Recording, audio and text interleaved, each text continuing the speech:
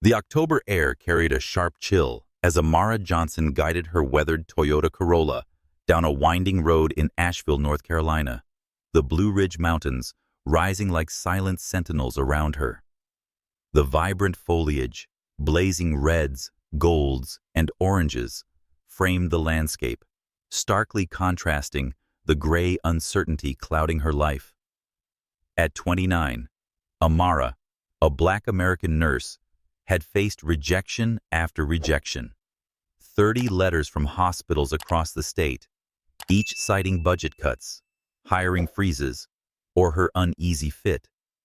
Overqualified for entry-level roles, yet lacking the years for permanent positions. Her bank account was a ticking clock, drained by her adoptive mother Lena's cancer treatments. This one-month private nursing job, paying triple her last gig at a Raleigh clinic, was her lifeline, a chance to keep Lena's fight alive. The gravel driveway crunched under her tires as she pulled up to a sleek, glass-walled cabin that seemed to grow from the forest itself. Its modern lines of steel and wood stood out against Asheville's eclectic charm, a town known for its artist enclaves, craft breweries, and holistic healing culture. Amara turned off the engine, her breath fogging the windshield. She adjusted her rearview mirror, catching her reflection. Tight braids framing a face etched with determination, brown eyes that had seen too many closed doors. This job was temporary, a stepping stone, but it felt like standing at the edge of a cliff. She grabbed her medical bag, its worn leather, as a reminder of her 8 years in nursing, a career born from Lena's encouragement to turn pain into purpose. As she stepped out, the cabin's front door swung open. A man appeared, his frame tall but slightly stooped, as if carrying an invisible weight. Ethan Caldwell, 38, a white American architect whose name once graced international design journals, now looked like a shadow of that legacy. His graying hair was unkempt, his flannel shirt wrinkled, and his blue eyes held the dull sheen of sleepless nights. The accident, a drunk driver's collision on I-40 9 months ago, had shattered his left arm and leg, stealing the full use of both and, with them, the life he'd known. "You're Amara?" he called, his voice rough, tinged with the exhaustion of someone who hadn't rested in months. "Let's get this over with." Amara squared her shoulders, her professional smile a shield honed through years of navigating tense hospital wards. "Mr. Caldwell, I'm here to help. Ready when you are." Her tone was calm, direct, a product of her upbringing in Raleigh's foster care system, where she'd learned to face skepticism with quiet strength. Ethan's gaze flickered over her, assessing. Then, he stepped aside and gestured for her to enter the cabin. The interior was a contrast study. Soaring ceilings and floor-to-ceiling windows showcased the mountain vista, while the sparse furniture, sleek, like something from an architectural showcase, felt cold, unlived in. With its vibrant markets and healing circles, Asheville's community seemed a world away from this isolated space. Ethan's brother, Nathan, emerged from a hallway, his brown hair neatly combed, his smile weary but warm. "Amara, thank you for coming," he said, shaking her hand. "I'm Nathan Caldwell. Ethan's not easy. We've had 4 nurses quit in 6 months. The last one lasted 10 days. Amara nodded, unfazed. She'd heard stories like this before. Complex patients were often just people guarding their pain. "Can you brief me on his condition?" she asked, setting her bag on a glass table. Nathan glanced at Ethan, who leaned against a wall, arms crossed, watching her with guarded curiosity. Before the accident, Ethan was larger than life, Nathan began. He designed skyscrapers in Dubai and museums in Chicago, traveled the world, charmed everyone. The crash didn't just break his body. It broke who he was. Ethan's jaw tightened, but he said nothing. Amara absorbed the details, her nurse's instinct kicking in. The accident, Nathan explained, happened on a rainy night. A drunk driver swerving into Ethan's lane, leaving him with compound fractures and nerve damage. Physical therapy had helped, but Ethan's resistance had stalled his progress. Asheville's tight-knit community had tried to rally. Local artists dropped off meals, healers offered holistic sessions, but Ethan pushed them away, retreating into this glass fortress. "I'm ready to start," Amara said, meeting Ethan's eyes. "What's the daily routine?" Ethan's lips twitched, not quite a smile. "Routine? I sit. I stare at the mountains. I wait for people to leave me alone." His tone was sharp, testing her. Amara didn't flinch. "Sounds like a start. Let's add some movement to that. Where's your therapy space?" Nathan's eyes widened, but Ethan's expression shifted. Surprise, maybe respect. "Down the hall," he said, pushing off the wall. "But don't expect miracles." As they walked, Amara noted the cabin's details. A framed architectural award, a photo of Ethan shaking hands with a foreign dignitary. This man built beauty from blueprints, now trapped in a body that betrayed him. She thought of Lena, fighting cancer in Charlotte, her stubborn spirit a mirror to Amara's own. This job wasn't just about money. It was about proving she could make a difference, even in a month. For Ethan, for Lena, for herself. Amara followed Ethan down the cabin's sleek hallway, her sneakers silent on the polished wood floor. The walls displayed remnants of his past, a blueprint of a Dubai skyscraper, a photo of him laughing at a Paris gala. Each framed piece was a ghost of the man he'd been before the accident, a drunk driver's collision on I-40 that left his left arm and leg fractured, his nerves damaged, and his spirit bruised. Nathan trailed behind, his footsteps heavier, as if carrying the weight of his brother's transformation. Nathan said he wasn't always like this, his voice low but earnest. Ethan used to light up rooms. Now he shuts everyone out, even those who've tried to help.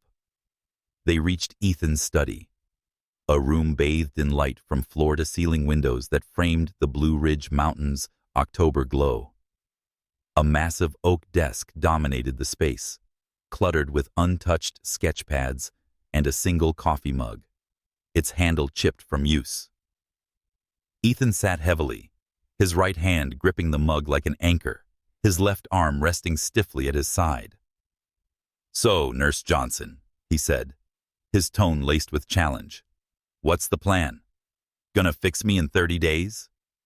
His blue eyes locked onto hers, testing her resolve. Amara set her medical bag on the floor, meeting his gaze with the steadiness she'd honed through years in foster care.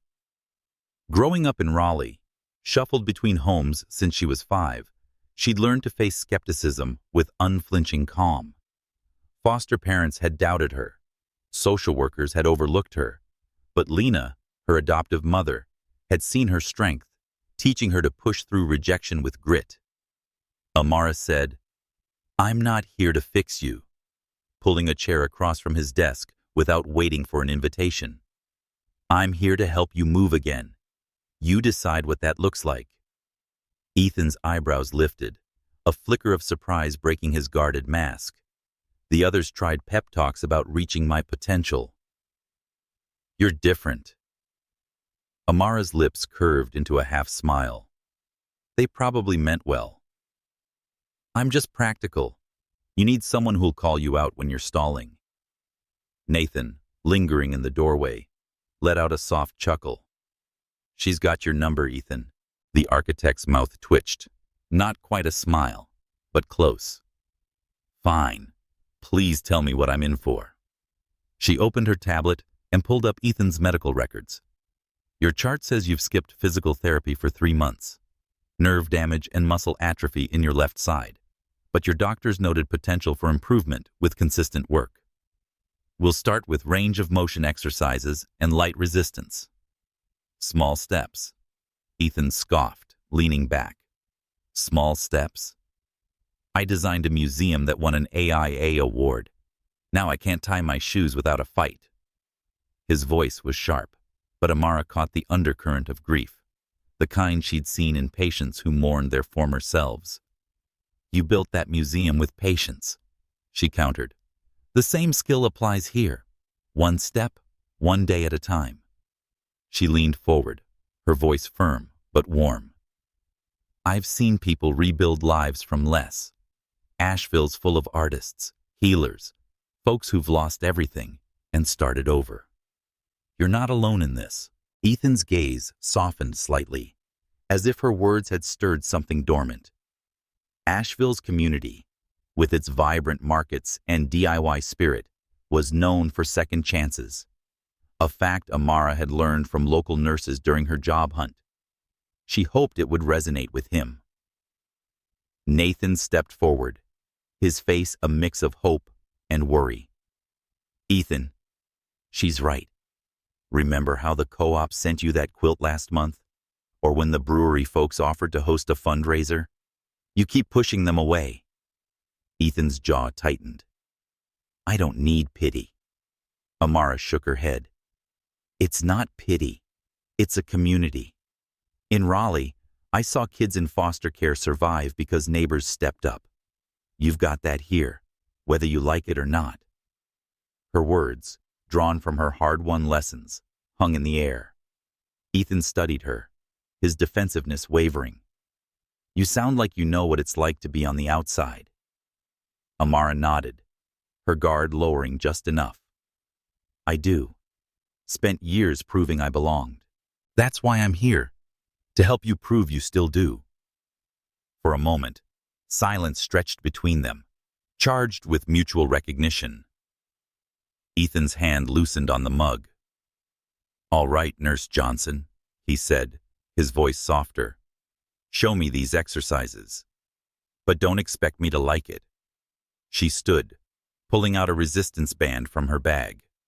"Don't need you to like it. Just need you to try." As she demonstrated a simple shoulder stretch, Nathan watched, his eyes bright with cautious optimism. He'd spent months trying to reach his brother, a former marathon runner who now avoided mirrors. Nathan, a local bookstore owner, had his own life woven into Asheville's fabric, organizing poetry slams, supporting local artists. But his priority was Ethan's recovery. "I'll be in the kitchen," Nathan said, giving them space. "Holler if you need me." As Amara guided Ethan through the first exercise, his left arm trembling with effort, she saw the man beneath the bitterness, a creator, a problem solver, trapped by a body that no longer obeyed him. She thought of Lena, fighting cancer with the same stubborn resolve, and her childhood, where every new foster home was a test of endurance. "You're stronger than you think," she said, adjusting his posture. Ethan grunted, sweat beading on his forehead. "You're relentless." Amara grinned.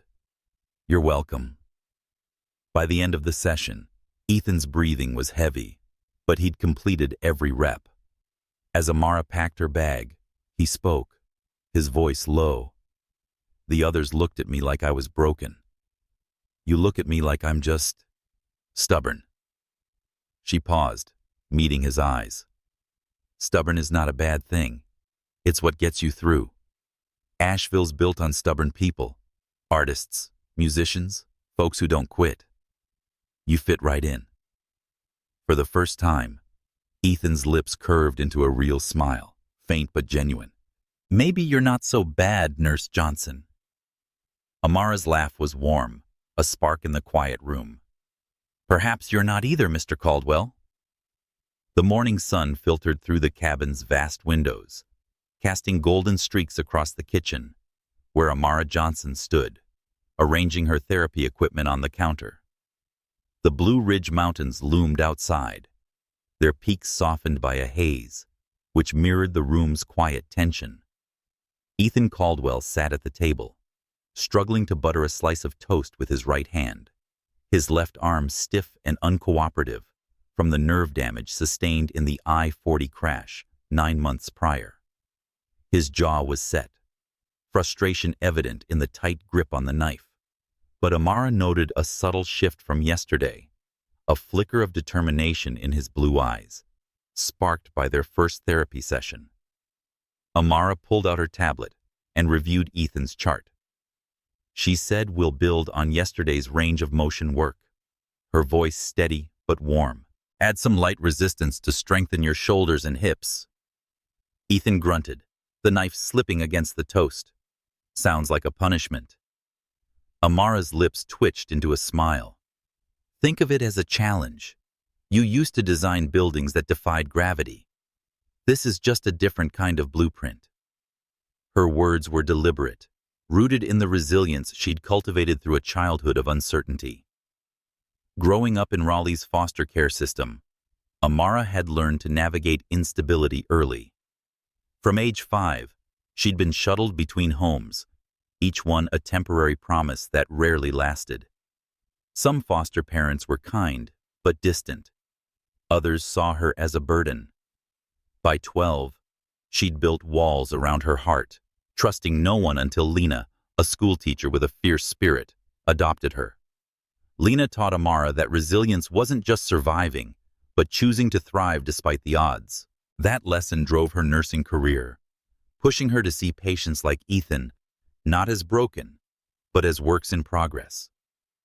Ethan set the knife down, his gaze meeting hers. "You are always this optimistic, or is it just for me?"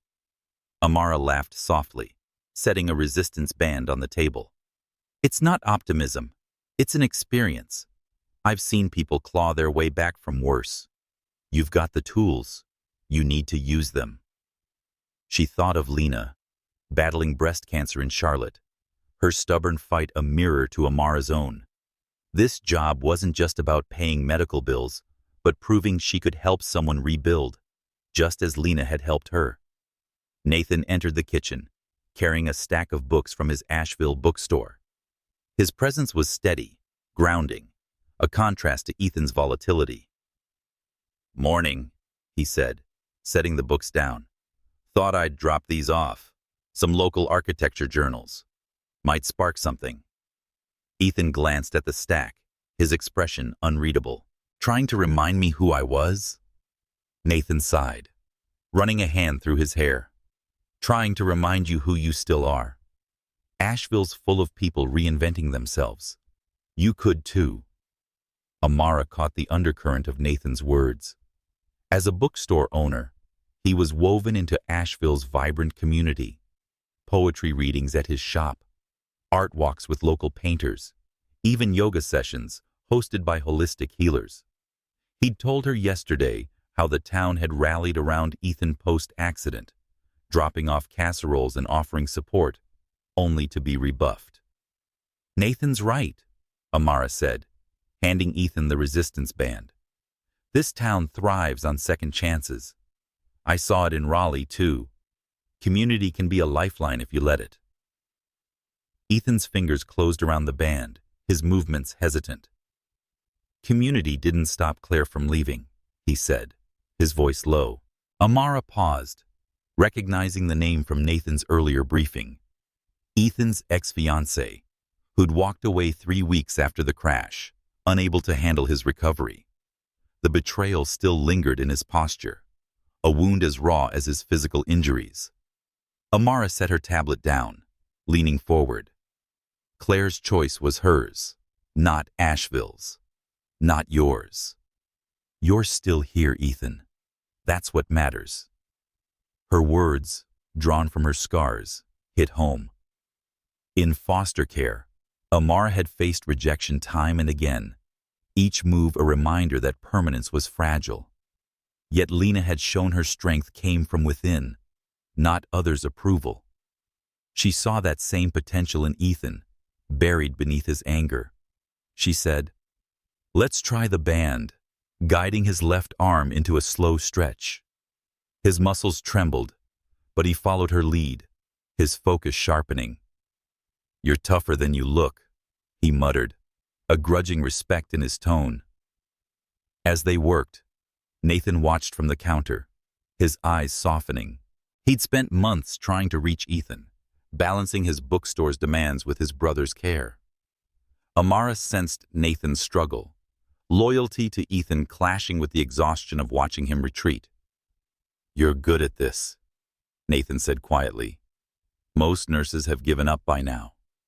Amara shrugged, adjusting Ethan's form. "Giving up's not my style. Learned that the hard way."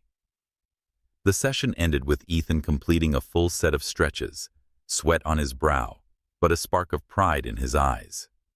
Amara packed her equipment, noting his progress. "Not bad, Caldwell. Tomorrow we'll add weight." Ethan leaned back, catching his breath. "You're relentless." She grinned. "And you're stubborn. Perfect match." As she headed to the guest cottage, she felt a quiet thrill, not just from Ethan's progress, but from the flicker of connection between them. Asheville's spirit of renewal, its artists and healers who rebuilt lives, seemed to pulse in the air. For the first time in months, Amara wondered if this temporary job might lead to something more enduring. The Blue Ridge Mountains glowed under the late morning sun, their peaks a vibrant canvas of October reds and golds, as Amara Johnson guided Ethan Caldwell through a balance exercise in the cabin's living room. The space, with its sleek furniture and expansive windows, felt less sterile today, warmed by the rhythm of their work. Ethan stood on a foam pad, his left leg trembling from the nerve damage caused by the I-40 crash 9 months ago, a drunk driver's reckless swerve that fractured his arm and leg, stealing his career as a celebrated architect. Amara watched his effort, her voice steady. "Shift your weight slowly. You've got this." Ethan grunted, his blue eyes narrowed in focus, a bead of sweat trailing down his temple. Amara's confidence came from experience as a nurse and a survivor of Raleigh's foster care system. Shuffled through homes as a child, she'd faced countless rejections, each teaching her to stand firm. Lena, her adoptive mother, had been her anchor, showing her that vulnerability wasn't weakness, but a path to strength. That lesson shaped her approach with Ethan, pushing her to see the man behind the injuries, a creator whose designs once transformed cities. "Asheville's healers say movement is medicine," she said, adjusting his posture. "This town's built on that idea. Artists, yogis, folks who believe in starting over." Ethan's lips twitched, a half smile breaking through his strain. "You sound like a local already." Amara grinned, steadying his arm. "I've been talking to nurses at the clinic. Asheville's got this vibe. People don't just survive here, they rebuild, like you're doing now." Her words carried weight, tied to the town's reputation for holistic healing and community spirit. After Ethan's accident, neighbors had left pottery and baked goods at his door, gestures he'd ignored, but Amara saw their value. A reminder of connection in a place that thrived on it. Nathan entered, carrying a thermos of coffee from his bookstore's cafe, a local hangout where poets and musicians mingled. "Thought you could use a break," he said, setting it down. His presence was steady, but Amara caught the worry in his eyes.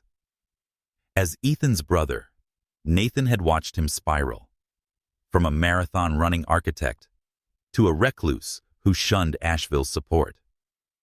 Nathan added that the art co-op was planning a mural project, glancing at Ethan. "They asked if you'd consult. Your eye for design is still unmatched." Ethan's jaw tightened. "They don't need a guy who can't hold a pencil steady." Amara knelt to adjust the foam pad, her voice firm. "You held a resistance band yesterday. You'll have a pencil again. Stop selling yourself short." Her directness, honed by years of proving herself in foster homes, cut through Ethan's defenses. He paused, then spoke, his voice low. "After the crash, Claire, my ex, said I'd never be the same. She left 3 weeks later. Couldn't handle me like this." The admission hung heavy, raw with betrayal. Amara's chest tightened, memories of foster care abandonment surfacing, families who'd promised forever, then sent her back. "She was wrong," Amara said, standing to meet his gaze. You're not defined by what you lost. You're defined by what you do next. Her words echoed Lena's teachings, a mantra that had carried her through years of uncertainty. Ethan's eyes softened, a crack in his guarded exterior. You make it sound simple. Amara shook her head. Not simple. Possible. I've seen kids in foster care who found families, patients who walked again. You're not alone in this, Ethan. The session continued, Ethan pushing through balance drills with a grit Amara hadn't seen before. Nathan watched, his usual reserve giving way to quiet hope. Outside his bookstore, he'd built a life in Asheville's creative scene, but his heart was tied to Ethan's recovery. You're tougher than the last nurses, he told Amara as they took a break, pouring coffee. They tiptoed around him. You don't. Amara sipped the rich brew, its warmth grounding her. Tiptoeing doesn't help. He needs someone who believes he's still in there. Ethan, catching his breath, looked at her. Why do you believe that? You barely know me. Amara set her cup down, her voice steady. Because I know what it's like to feel written off. I was a foster kid nobody wanted until Lena saw me. She bet on me, and I'm betting on you. The room stilled, the weight of her words settling between them. Ethan's hand tightened on the foam pad, his voice barely above a whisper. Nobody's bet on me since the crash. Then it's about time, Amara replied, her smile soft but fierce. She thought of Lena, fighting cancer in Charlotte, her strength a beacon for Amara's own. This job was more than a paycheck. It was a chance to honor Lena's faith by helping Ethan find his. Ethan's movements were steadier as they resumed the exercise, and his focus sharpened. Asheville's spirit of renewal, from street artists to mountain trails, seemed to pulse in the air, urging them both forward. Nathan lingered, his voice low. You're getting through to him, Amara. I haven't seen him try this hard in months. She nodded, packing her equipment. He's got it in him. Just needs to see it. As she headed to the guest cottage, the mountain breeze carried the scent of pine and possibility. Ethan's faint smile lingered in her mind, a spark of connection that felt dangerous yet undeniable. In Asheville, where second chances were woven into the town's soul, Amara sensed this temporary job might challenge everything she'd planned. The afternoon light spilled through the cabin's windows, casting long shadows across the living room, where Amara Johnson guided Ethan Caldwell through a resistance band exercise.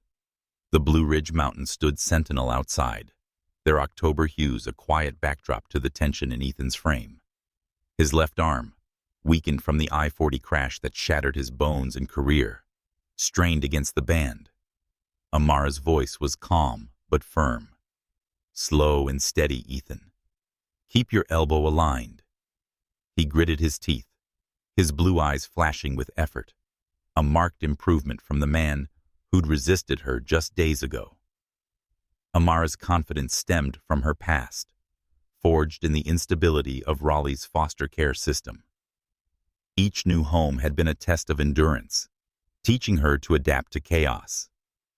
Lena, her adoptive mother, had shown her how to channel that strength into purpose, a lesson that fueled her nursing career and her determination to help Ethan reclaim his life.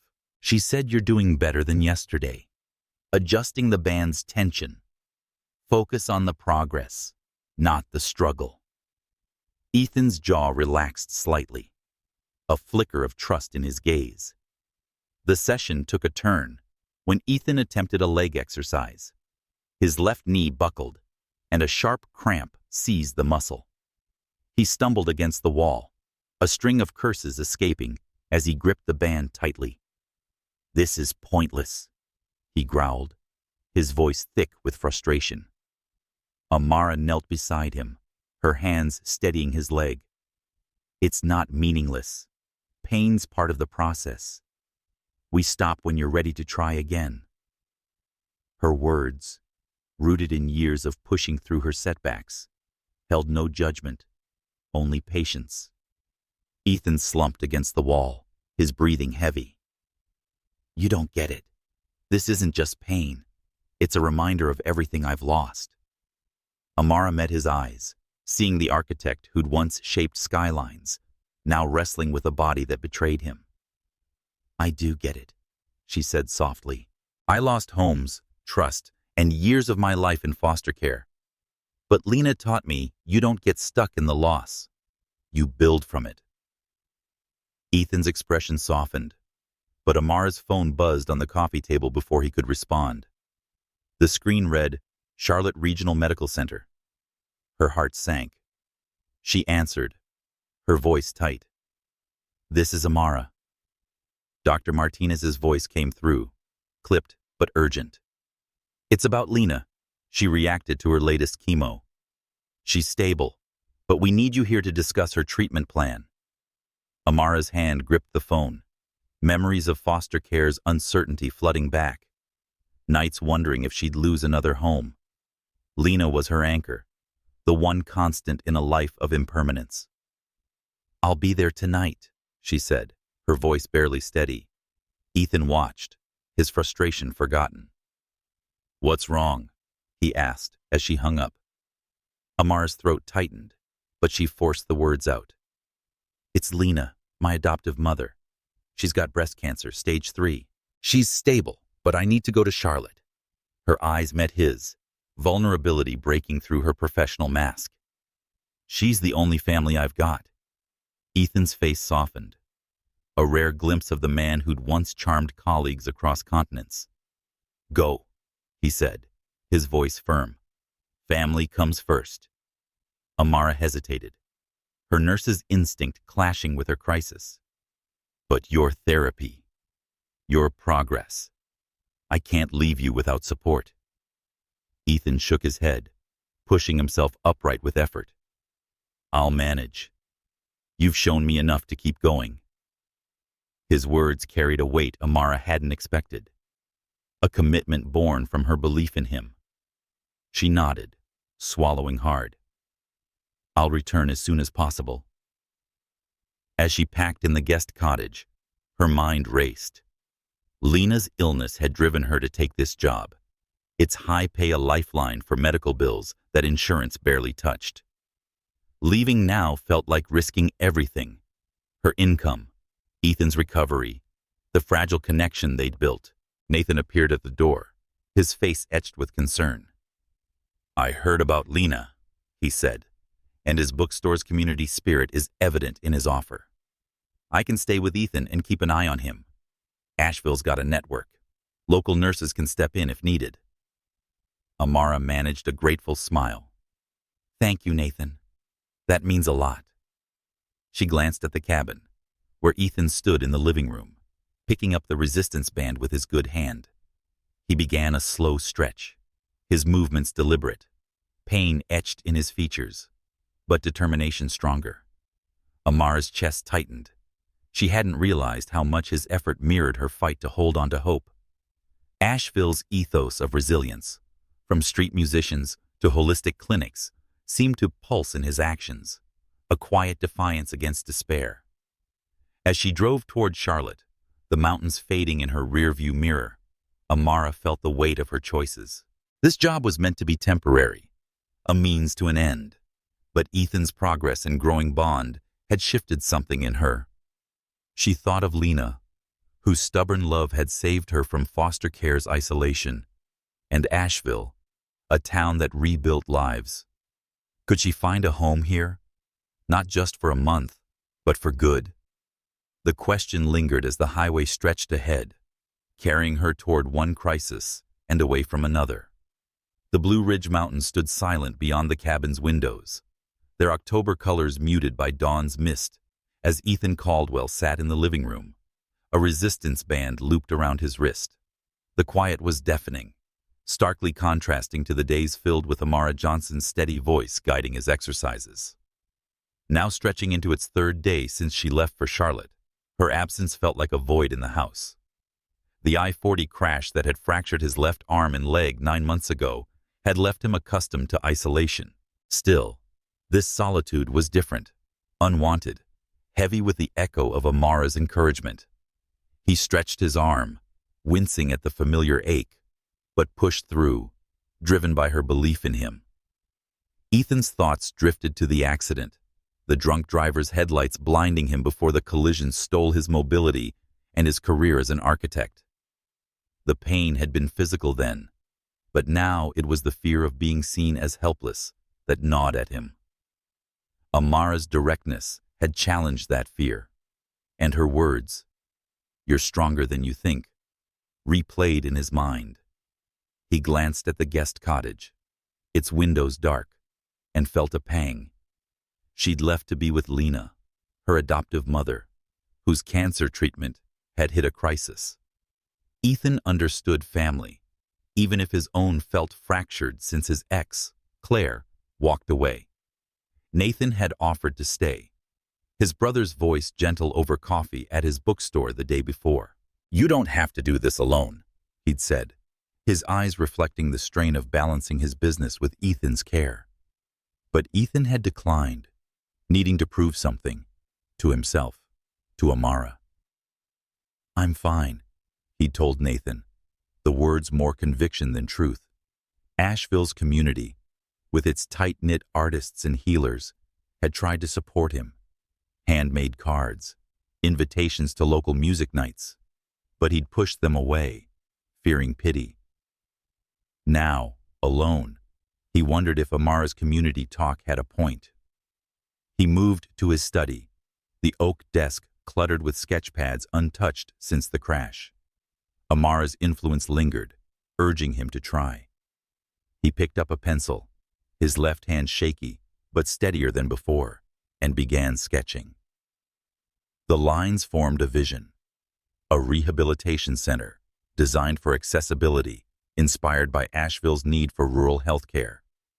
He'd overheard local nurses at Nathan's bookstore discussing the gaps in services for mountain communities. The idea felt right, a way to rebuild not just himself, but something for others.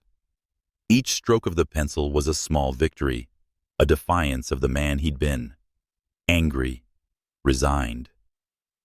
In Charlotte, Amara sat by Lena's hospital bed, the beeping monitors starkly contrasting with the cabin's quiet.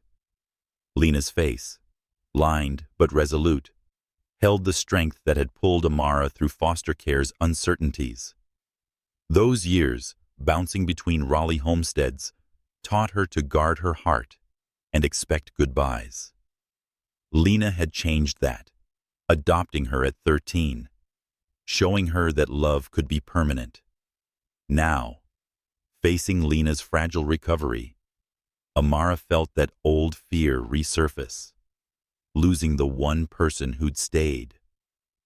"You're stronger than this," Lena murmured, squeezing her hand. "Don't let worry steal your fight." Amara's phone buzzed with a text from Ethan. "Made Lena's soup recipe, only burned it a little. Exercises are going okay." She smiled, the message a lifeline across the miles. She typed back, "Proud of you for trying. How's the soup taste?" His reply came quickly, "Like charcoal, but I'm eating it. Keep me posted on Lena." The exchange, warm but straightforward, eased the knot in her chest. She thought of Asheville's vibrant markets and healing circles, where people like Ethan rebuilt lives. Could she belong there, beyond this temporary job? Nathan called later, his voice carrying the hum of his bookstore in the background. "Ethan's sticking to your therapy plan," he said. "He's even sketching again, something about a clinic. You're getting through to him." Amara's heart lifted, but the weight of her situation pressed down. Lena's treatment costs loomed, and this job's high pay was her only buffer. Leaving Ethan now risked his progress and her financial stability, yet staying meant confronting her fear of permanence, a legacy of foster care's fleeting homes. "Thanks, Nathan," she said. "I'll be back soon." Back at the cabin, Ethan finished his sketch, a modest rehab space with wide doorways and natural light, tailored for rural patients. He imagined Amara running it, her steady hands guiding others as she'd guided him. The thought of her not returning crept in. Why would she, with Lena's needs pulling her to Charlotte? He pushed it aside, focusing on the resistance band, each stretch a promise to be more than the helpless man Claire had seen. From its mural-covered walls to its community gardens, Asheville's spirit seemed to fuel his resolve, a reminder that he could create again. As dusk settled, Ethan stood at the window, watching the mountains fade into twilight.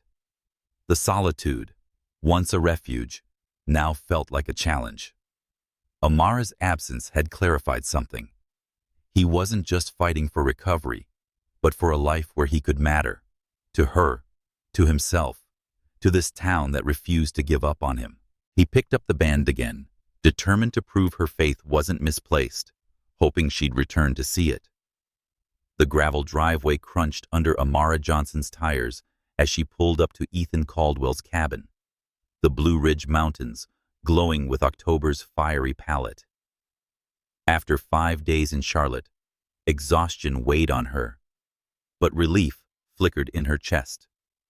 Lena's latest scans showed her cancer nearing remission, a fragile victory. The cabin's glass walls reflected the late afternoon sun, and Amara's heart quickened at the sight of Ethan on the porch, leaning against the railing.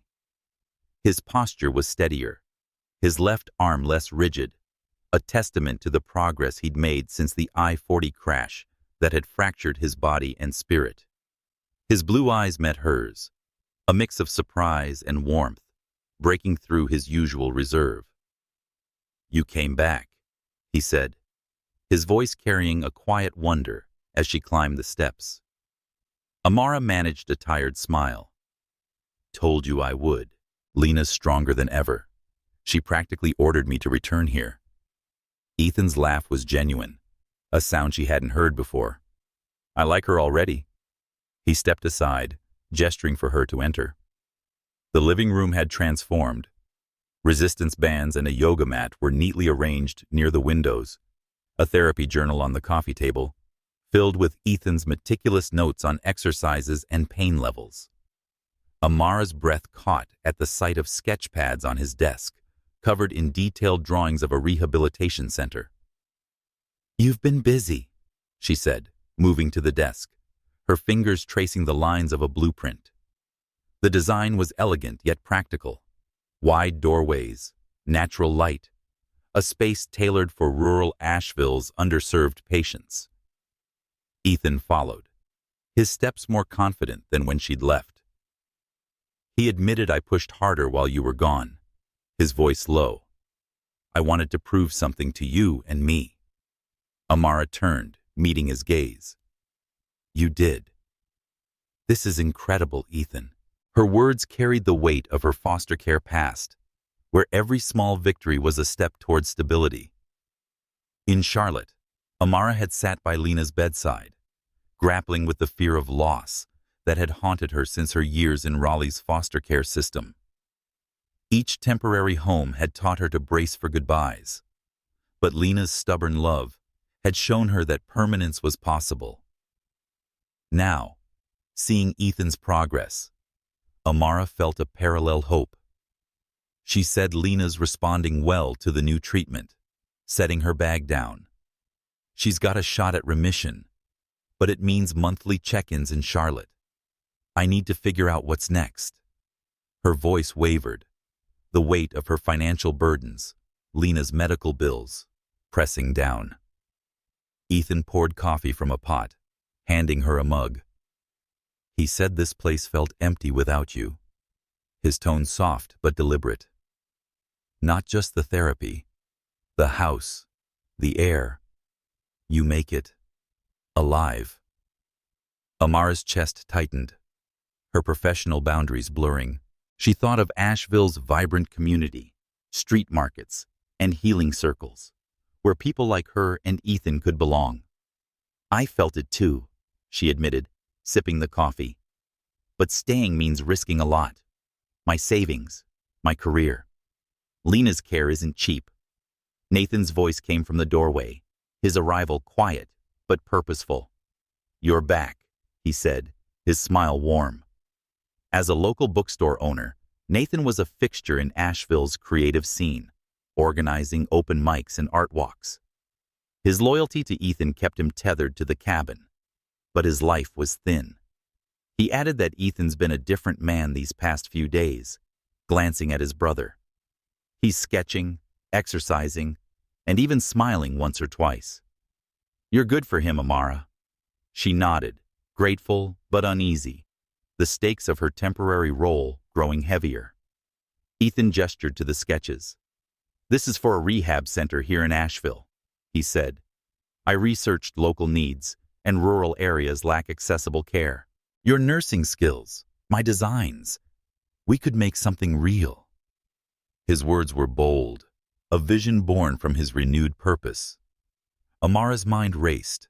Starting a practice would mean abandoning the job security she'd chased for years, a risk her foster care instincts screamed against. Yet the idea resonated with Asheville's ethos of community-driven renewal, from its co-ops to its holistic clinics. "You're talking about permanence," she said softly, her fingers lingering on the blueprint. "I've spent my life avoiding that. Foster care taught me that nothing lasts." Ethan stepped closer, his presence steady. "I know. The crash taught me the same. But what if we're wrong? What if we could build something that lasts?"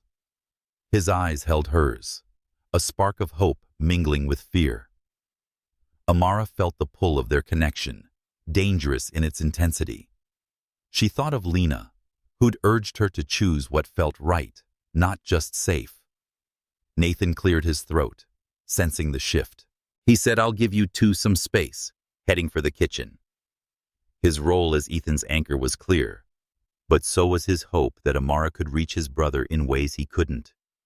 As he left, Amara sat, the weight of her decision settling in. She said that if I stay, I'm betting everything. Lena's care, my future. Ethan nodded, his voice quiet. "I'm betting on us." The words hung between them, a fragile bridge over the uncertainty of what lay ahead. As dusk painted the mountains in soft purples, Amara stood at the window, the sketches beside her. Asheville's spirit, its artists, healers, and refusal to let anyone fall through the cracks, seemed to whisper possibility. Ethan's transformation, from a man who'd pushed everyone away to one sketching a future, mirrored her shift. Could she let go of her past's lessons and embrace this town, this man, this chance? The question lingered, as potent as the mountain air. Thunder rumbled over the Blue Ridge Mountains, the October sky dark with roiling clouds, as rain lashed against the cabin's vast windows. Inside, the living room glowed with firelight, casting a warm halo over Amara Johnson and Ethan Caldwell. Amara sat curled on the couch, reviewing Ethan's therapy journal, her notes crisp despite the storm's chaos. Ethan sketched at the coffee table, his left hand, once nearly useless from the I-40 crash that shattered his arm and leg, moving with newfound steadiness. His blueprint for a rural rehab center, inspired by Asheville's healthcare gaps, sprawled across the table, a testament to his rekindled purpose. Amara glanced up, her voice professional but soft. "Your range of motion's up by 20%. At this rate, you'll be ready for advanced therapy soon." Ethan's pencil paused, his blue eyes meeting hers. "And then what? You leave?" The question, laced with quiet urgency, pierced the air. Amara's throat tightened. Their reunion had reignited a connection she'd felt growing before her trip to Charlotte, but it also sharpened the reality of her temporary role. Lena's near remission had eased one burden, but the cost of her ongoing care loomed, tying Amara's future to financial stability. She set the journal down, her gaze steady. "That's the job, Ethan. It helps you become independent and then move on." Her words echoed her foster care days, when every goodbye was a lesson in impermanence. Shuffled through Raleigh homes, she'd learned to guard her heart, a habit only Lena's stubborn love had softened. Ethan leaned forward, his sketchpad forgotten. "What if I don't want independent to mean alone?" His voice was raw, exposing the fear that had lingered since his ex, Claire, left him post-accident, unable to face his recovery. The storm's intensity mirrored the tension between them. Amara thought of Asheville's healing culture, yoga studios, herbalists, community gardens, where people rebuilt lives through connection. "You're not alone," she said. "This town's got your back. Nathan's got your back." Ethan shook his head, his hand clenching the pencil.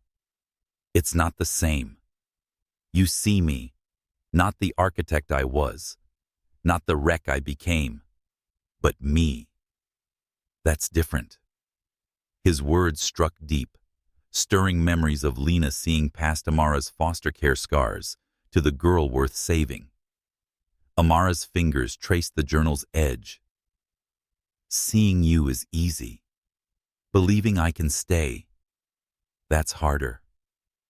She paused, her voice dropping. "Foster care taught me that nothing lasts. Every home, every promise. It all ended. Lena was the exception, but even now, I'm scared of losing her." Ethan's expression softened, his wounds surfacing. "After the crash, I lost everything. My work, Claire, and myself. I was angry, Amara, furious at the world. But you make me want to try again." The fire crackled, its warmth starkly contrasting with the rain's chill. Amara's heart raced, her professional boundaries crumbling. "You're trying already," she said, gesturing to the sketches. "This rehab center, it's your building again." Ethan set his pencil down, moving to the couch, close enough that she felt his warmth. "It's not just about creating a center. It's about creating something with you." His bold yet vulnerable words hung between them, charged with possibility. Nathan's voice broke the moment, calling from the kitchen. He said storms knocking out power downtown, entering with a tea tray from his bookstore's cafe. His presence grounded them, a reminder of his role as Ethan's anchor. Nathan had woven his life into Asheville's fabric, hosting local artists and healers, yet his worry for Ethan kept him tethered to the cabin. "You two okay in here?" he asked, his eyes flicking between them. Amara nodded, but the air felt electric, unfinished. As Nathan retreated, Ethan reached for Amara's hand, his left fingers trembling but sure. "I'm scared too," he admitted, "fearful of being someone I don't recognize. But with you, I'm not afraid of the future." Amara's breath caught, her foster care instincts screaming to pull back, to protect herself.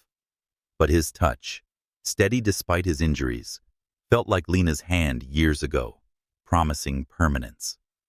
"Ethan," she whispered, "I'm falling for you, and it terrifies me." He cupped her face, his left hand more decisive now, a quiet triumph. "I'm already there," he said, his voice low.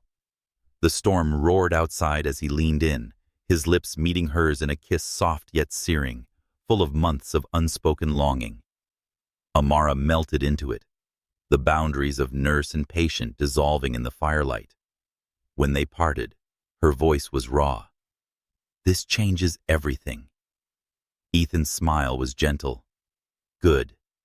I want it to." As the storm raged, Amara felt Asheville's spirit, its defiance, its hope, pulse in the moment. Lena's fight, Nathan's loyalty, Ethan's sketches, they all pointed to a life she could build here, if she dared. But the weight of her job, Lena's bills, and her fear of permanence lingered, a shadow against the fire's glow. This kiss was a confession, a promise, and a risk she wasn't sure she could take. The Blue Ridge Mountains sparkled under a clear October sky, the morning after the storm. But a different tension simmered inside Ethan Caldwell's cabin. Amara Johnson stood in the kitchen, pouring coffee, her hands unsteady after last night's kiss. A moment that had shattered her professional boundaries and ignited a longing she couldn't ignore. Ethan sat at the table, his therapy journal open, his left arm scarred from the I-40 crash that had fractured his body, moving with newfound ease as he jotted notes. His sketches for a rural rehab center lay nearby, a vision born from Asheville's need for accessible care. Their eyes met, the unspoken weight of their confession hanging between them. Amara cleared her throat, clinging to professionalism. Your balance is improving. We'll start advanced exercises next week. Ethan's blue eyes held hers, searching. And then, you're done here? The question cut deep, echoing her foster care days, when every connection came with an expiration date. Lena, her adoptive mother, had been the exception, teaching her to trust in permanence. But the fear of loss lingered, especially with Lena's ongoing cancer treatments in Charlotte. That's how it works, Amara said, her voice tight. I help you get independent, then I move on.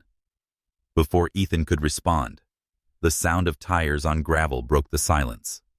A black SUV parked outside, and Dr. Ellis, Ethan's orthopedic surgeon, stepped out, his clipboard in hand. Ethan, Amara, he greeted, entering the cabin with a brisk nod. I was nearby, so I wanted to check your progress. Amara's stomach nodded. Dr. Ellis's assessment could end her role here, forcing her to face the future she'd been avoiding. Ethan stood, his movements fluid despite the crash's lingering effects, a testament to his hard work while Amara was in Charlotte. Dr. Ellis led Ethan through a series of tests in the living room, Amara observing with a mix of pride and dread. Ethan's balance was steady, his strength markedly improved, and his range of motion nearly normal. Remarkable, Dr. Ellis said, scribbling notes. Your progress since the last evaluation is extraordinary. Amara, your methods are effective. Ethan glanced at her, his voice firm. She pushed me when I needed it, believed in me when I didn't. Amara's heart swelled, but Dr. Ellis's following words hit like a blow. Medically, Ethan no longer needs full-time care. Weekly check-ins with a local therapist should suffice. The words hung heavy, confirming Amara's job was nearing its end. She thought of Lena's medical bills and the financial lifeline this job provided. Leaving now meant uncertainty, a return to the instability of her foster care years. What's the timeline? She asked, her voice steady despite her racing pulse. Dr. Ellis smiled within the week. You've done excellent work, Amara. Your next assignment awaits. Ethan's jaw clenched, his eyes reflecting her panic. The future they'd glimpsed last night felt fragile, threatened by reality. As Dr. Ellis left, Nathan arrived, his bookstore apron still on, a tray of pastries from Asheville's local co-op in hand. Heard the doc was coming, he said, setting the tray down. Nathan's role in the community, hosting poetry nights, supporting local artisans, kept him grounded, but his worry for Ethan was palpable. You okay? He asked, glancing between them. Amara nodded, but her mind churned. Asheville's spirit of renewal, from its mural-lined streets to its holistic clinics, had inspired Ethan's sketches. But could it sustain her if she stayed? Later, as they sat with coffee, Amara's phone buzzed with an email from Presbyterian Hospital in Charlotte. Her breath caught as she read, a head nursing position in their cardiac unit, offering a salary to cover Lena's care and secure her future. It was the job she'd dreamed of, the stability she'd chased since foster care. What is it? Ethan asked, sensing her shift. She showed him the email, her voice hollow. Everything I've worked for. But it's in Charlotte, 300 miles away. Ethan's face tightened, but before he could speak, His phone rang. He answered, his expression shifting from surprise to intensity. "Portland's Skyline Architects," he said after hanging up. "They want me to lead their accessibility division. A partner position." Amara's heart sank. Portland was 3,000 miles away, a dream job for the architect he'd been before the crash. "Congratulations," she said, forcing a smile. "It's what you've wanted." Ethan shook his head. "It's what I thought I wanted. Now, I'm not sure." The room felt smaller, the weight of their opportunities crushing.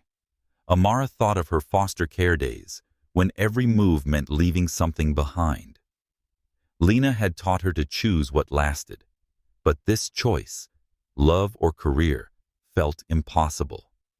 She said, "We're finally getting what we worked for," her voice breaking, "but it's tearing us apart." Ethan reached for her hand, his touch steady despite his injuries. "We don't have to let it. We could find a way." His words, echoing Asheville's ethos of defiance, held hope, but the distance between Charlotte and Portland loomed like a chasm. Amara stood at the window as the sun dipped behind the mountains, and the rehab center was sketched beside her. Nathan lingered, his presence a quiet support. He said, "You two will figure it out," his faith rooted in Asheville's community spirit. But Amara wasn't sure. The kiss had promised a future, but these jobs, her stability, Ethan's redemption, threatened to pull them apart. Could love bridge the gap, or was it just another temporary home? The October sun cast a golden glow over Ethan Caldwell's cabin, its glass walls reflecting the vibrant Blue Ridge Mountains as Amara Johnson stood on the guest cottage porch, clutching a mug of coffee. The kiss 2 nights ago had shifted everything, blurring the line between nurse and something more profound. But the job offers, hers in Charlotte, Ethan's in Portland, loomed like a fault line. Her email from Presbyterian Hospital, offering a head nursing position, promised stability to cover Lena's cancer treatments, a lifeline against the uncertainty of her foster care past. Ethan's sketches for a rural rehab center, spread across the cabin's desk, hinted at a different future tied to Asheville's community spirit, but fraught with risk.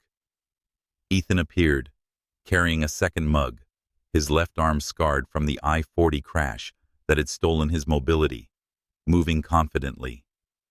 "Peace offering," he said, his blue eyes steady but vulnerable. "You missed breakfast." Amara took the mug, her fingers brushing his, a spark igniting despite her resolve to stay professional. "We need to talk," she said, her voice low.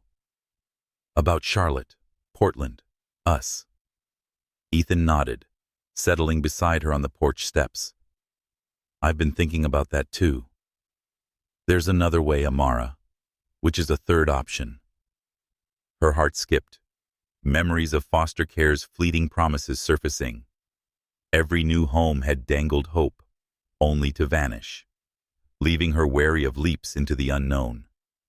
Lena's love had been the exception, teaching her to trust. But the stakes here, love versus security, felt overwhelming. "What option?" she asked, her tone cautious. Ethan's gaze was resolute. "We say no to both jobs. Stay here, build the rehab center together. Asheville needs it. Rural patients drive hours for care. Your nursing skills, my designs, we could make a difference." Amara's breath caught. The idea was bold, rooted in Asheville's ethos of community and renewal, where artists and healers rebuilt lives daily. She'd seen it in the town's co-ops, music-filled streets, and clinics offering holistic care. But the risk was steep. She said, "Starting a practice means giving up everything I've worked for. Lena's bills, my nursing license, and job security are all on the line." Ethan leaned closer, his voice earnest. "I know. The crash took my career, my confidence. But you showed me I could build again. We could make this together." Nathan's voice interrupted, calling from the driveway as he arrived with a box of books for his bookstore's community drive. "Thought I'd check in," he said, joining them. His role as Asheville's connector, hosting open mics, supporting local artisans, grounded him. But his worry for Ethan shone through. "You two look serious," he added, eyeing the sketches. Ethan explained the rehab center idea, and his passion was evident. Nathan's face lit up. "That's brilliant. Asheville's desperate for something like this. I could get the co-op to back it through fundraisers and local support." Amara's mind raced. Nathan's enthusiasm echoed the town's spirit, but her foster care instincts screamed caution. "What if it fails?" she asked, her voice tight. "I've lost homes before, Nathan. I can't lose Lena too." Nathan softened, his struggles as Ethan's caretaker surfacing. "I get it. I've watched Ethan push everyone away since the crash. But he's different with you. This could work." Ethan took her hand, his touch steady despite his injuries. "What if it succeeds, Amara? What if we create something lasting, here, together?" Her phone buzzed with a text from Lena.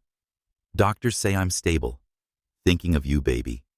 Choose what fits your heart." Amara's throat tightened. Lena's words, rooted in the love that had saved her from foster care's instability, urged her to trust.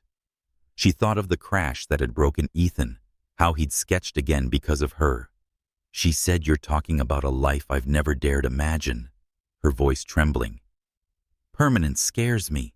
What if we give up these jobs and regret it?" Ethan's eyes were fierce with conviction. "I spent months after the crash thinking my life was over. You changed that. This isn't just about a center. It's about us, choosing each other."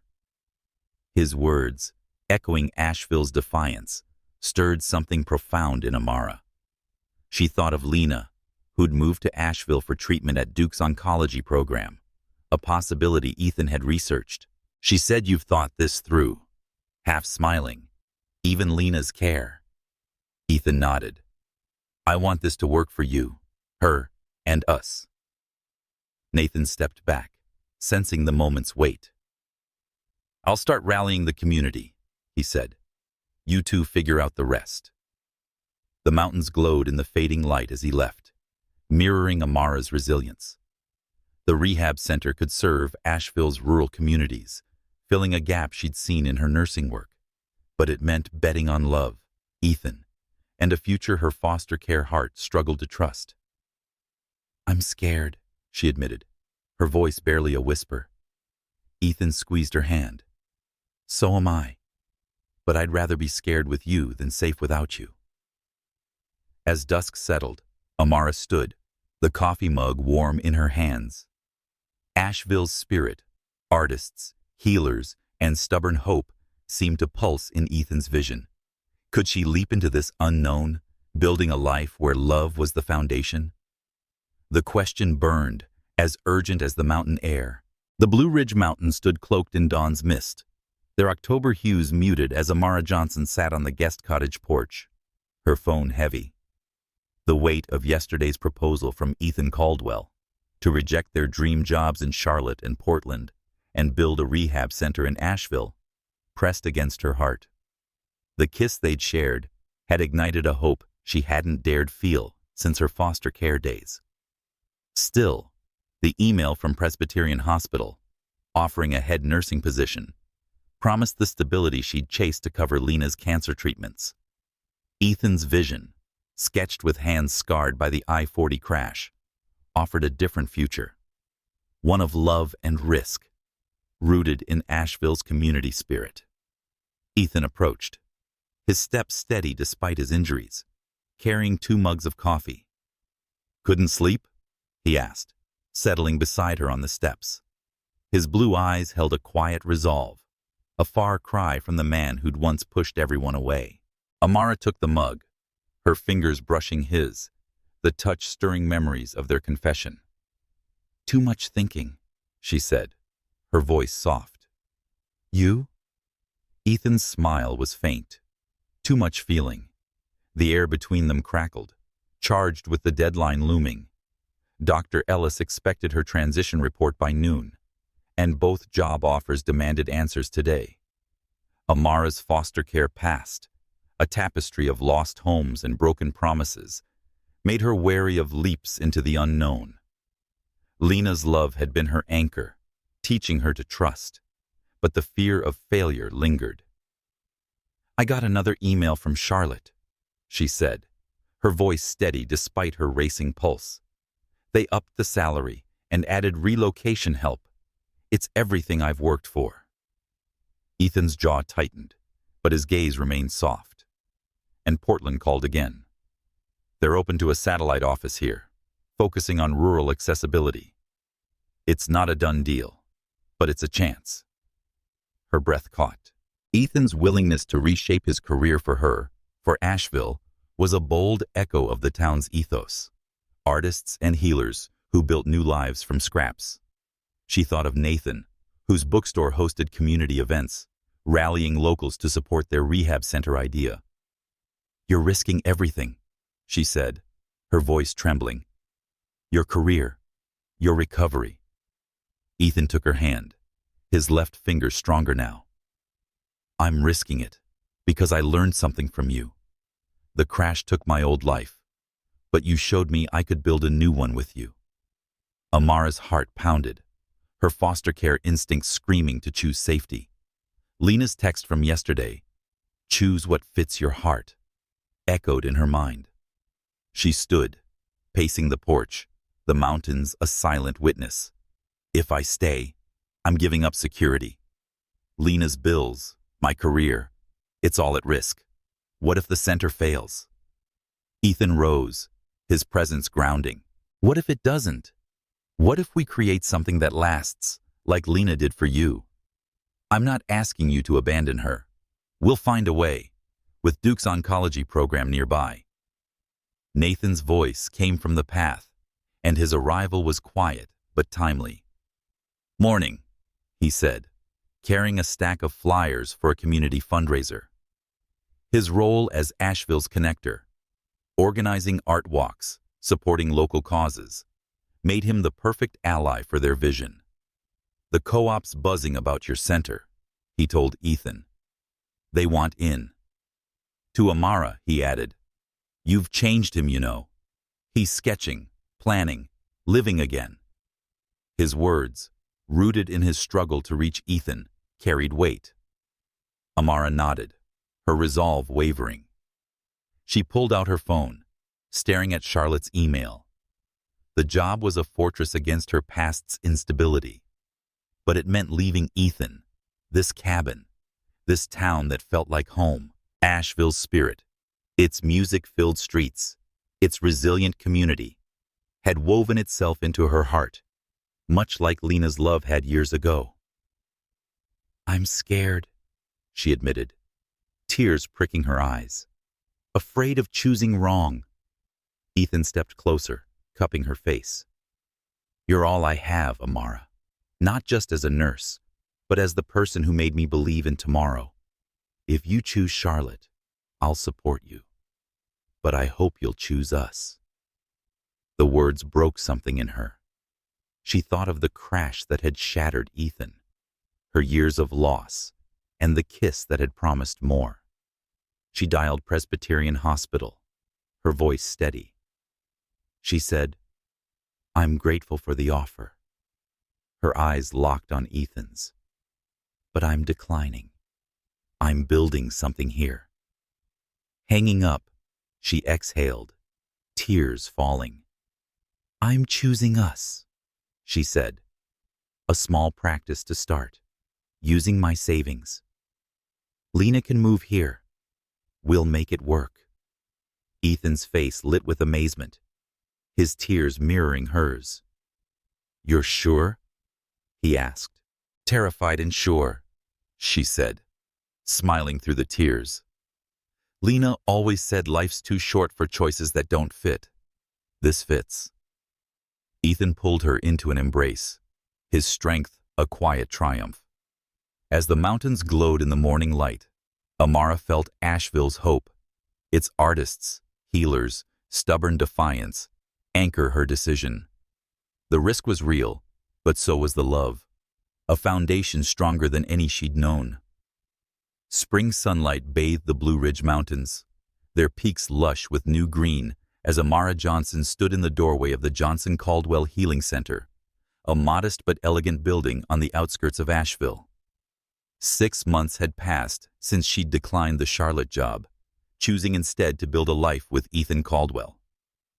The center, born from his sketches and her nursing expertise, stood as a beacon for rural patients, its wide doorways and natural light a testament to Ethan's vision and Asheville's spirit of renewal. Amara's heart swelled as she watched Ethan lead a workshop inside, teaching local contractors about accessible design, his left arm, once weakened by the I-40 crash, moving with confidence. The center's opening had been a community effort.